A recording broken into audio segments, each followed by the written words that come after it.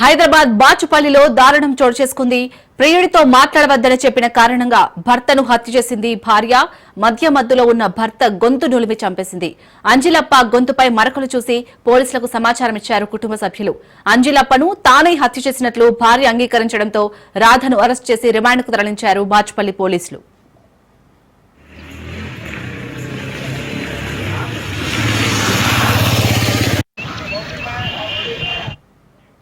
హైదరాబాద్ బాచుపల్లిలో దారుణం చోటు చేసుకుంది.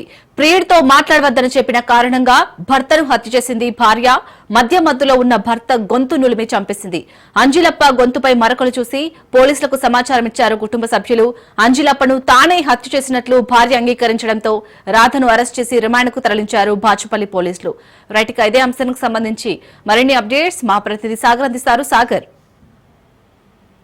రైట్ శాలిని, ఏదైతే ప్రియుడితో మాట్లాడొద్దని చెప్పినందుకు కట్టుకున్న భర్తనే గొంతున్నల్ని హత్య చేసిన రాధా అనే ఆమెకి సంబంధించి ఇప్పుడు ఆలస్యంగా ఈ ఘటన వెలుగులోకి తీసుకోవచ్చు. ఎందుకంటే గత నెల 23 అయితే తన భర్తను తానే ఉంటున్న గుడిసెలో పూర్తిగా గొంతునల్ని చంపేసిందని. అయితే వీళ్ళిద్దరికి సంబంధించి వీళ్ళు నారాయణపేట జిల్లా వాసులు, ఇటు నారాయణపేట మండలానికి సంబంధించి కోటకొండకు చెందిన వాసులుగా కూడా గుర్తించారు. కోటకొండలోనే కంపిలి అంజలప్ప అండ్ వీళ్ళిద్దరికి కూడా 10 ఏళ్ల క్రితమే వివాహమైంది. వీళ్ళిద్దరు కూడా కోటకొండలోనే బతుకుదెరువు అక్కడే ఉంటున్నారు. అయితే బతుకుదెరువు కోసం కొన్ని నెలల క్రితం అయితే ముంబైకి వలస వెళ్లి కూలి పనులు చేసుకుంటూ అక్కడ జీవనం సాగించారు. అయితే అక్కడే పనిచేస్తున్న ఈ నారాయణపేట జిల్లా ధన్వాడ మండలానికి చెందిన యువకుడు అయితే అంజలప్ప భార్య రాధకు పరిచయం కూడా ఏర్పడింది.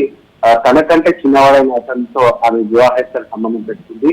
అయితే ఇదంతా కూడా గమనించిన భర్త ఎవరైతే అంజలప్ప ఉన్నారో భార్యను ఎన్నోసార్లు కూడా అక్కడే మందలించిన తర్వాత అక్కడి నుంచి వస్తే మారుతుందనే నేపథ్యంలో స్వగ్రామానికి తిరిగి ప్రయాణం అయ్యారు. కానీ మార్గ మధ్యలోనే ఊరికి వెళ్తే మళ్ళీ ఇబ్బందికరంగా ఉంటుంది, ఇదంతా ఇష్యూ అవుతుందని రాధ అతన్ని తిరిగి డైవర్ట్ చేసి హైదరాబాద్ లో వెళ్లి బతుకుదామంటూ కూడా చెప్పి హైదరాబాద్ లోని బాచుపల్లిలో ఒక అపార్ట్మెంట్ అయితే వాళ్ళు అపార్ట్మెంట్ లో పనిచేస్తూ గుడిసెలో నివాసం ఉంటున్నారు.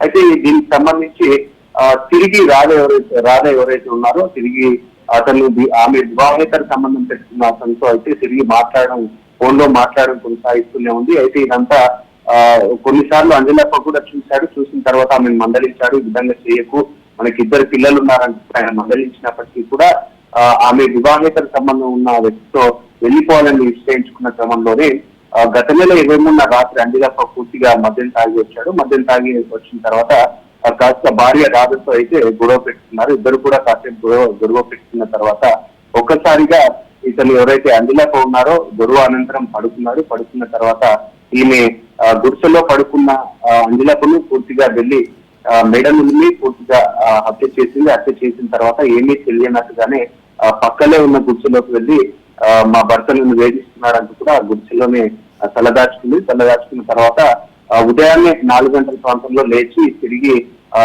వాళ్ళ గుడిసె దగ్గరకు వచ్చి మా ఆయన చనిపోయాడంటూ కూడా చుట్టుపక్కల వాళ్ళంతా కూడా లేపిన తర్వాత వాళ్ళంతా కూడా ఇదంతా కూడా ఆయన నార్మల్ గా చనిపోయాడని కోణంలోనే అప్పటి నుంచి తిరిగి కోటకొండకైతే ఏదైతే అంబులెన్స్ సాయంతో సొంత ఊరికి తీసుకొచ్చారు. అప్పటికే కూడా మృతుడు ఎవరైతే అంజలప్ప ఉన్నారో అంజలప్ప కుటుంబ సభ్యులు సోదరుడంతా వాళ్ళంతా కూడా ముందు ఈమెపై అనుమానాలు వ్యక్తం చేశారు. అదే ఊరికి సంబంధించిన సర్పంచ్ సాయంతో నారాయణపేట రూరల్ పోలీసులకు కూడా ఫిర్యాదు చేశారు. ఇదంతా కూడా సైబరాబాద్ కమిషనర్ కూడా తెలియజేయడంతో డీసీపీ ఆదేశాలతో బాచుపల్లి పోలీసులు అయితే పూర్తిగా రంగంలోకి దిగి రాధను ముందుగా అదుపులోకి తీసుకొని తమ స్థాయిలో విచారణ చేపట్టిన అనంతరం పూర్తిగా రాధ అంగీకరించినట్లు కూడా తెలిసింది. ఈ రోజు ఆమెను కోర్టులో ప్రవేశపెట్టి రిమాండ్ తరలించారు కూడా. చాలు సాగర్, అసలు ఇటు రాధ అత్తమామలు ఏమంటున్నారు? అయితే అంజలప్ప కుటుంబ సభ్యులు అయితే పూర్తిగా శోక సమయంలో మునిగిపోయినట్లుగా ఉన్నారు. ఎందుకంటే కూడా బతుకు తెరువు కోసం ముంబైకి వెళ్లి బతుకుతామని చెప్పి కూడా ఎంతో నచ్చజెప్పి ఈ విధంగా చేయడం, తర్వాత ఆ సొంత భర్తను ఈ విధంగా హత్య చేయడం, ఒకసారిగా కూడా వాళ్ళు శోక సమయంలోకి వెళ్ళిపోయారు.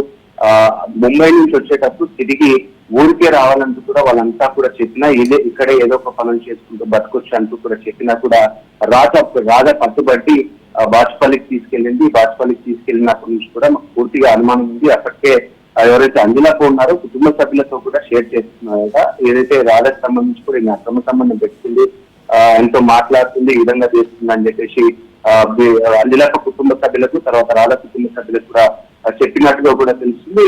దీనికి సంబంధించి అనుమానం వ్యక్తం చేసి అంటే ఈ నార్మల్ గా మా కొడుకు ఈ విధంగా ఏ విధంగా చనిపోయాడని తెలియాలి మాత్రం కోణంలో పోస్ట్ మార్టం చేస్తే తెలుస్తుందని వాళ్ళు చెప్పడంతో ఒకసారిగా ఆ ఊరికి చెందిన సర్పంచ్ మంటకు తీసుకెళ్లి పోస్ట్ మార్టం చేయించిన తర్వాత ఇది హత్యగా ధృవీకరించారు డాక్టర్స్. దీనికి సంబంధించి కూడా హత్యలే అనే కోణంలో ఇక పోలీసులకు చెప్పడంతో ఒకసారి అనుమానంతో రాజని విచారించగా ఇదంతా బయటపడిందని కూడా కుటుంబ సభ్యులు చెప్పుకొస్తున్నారు.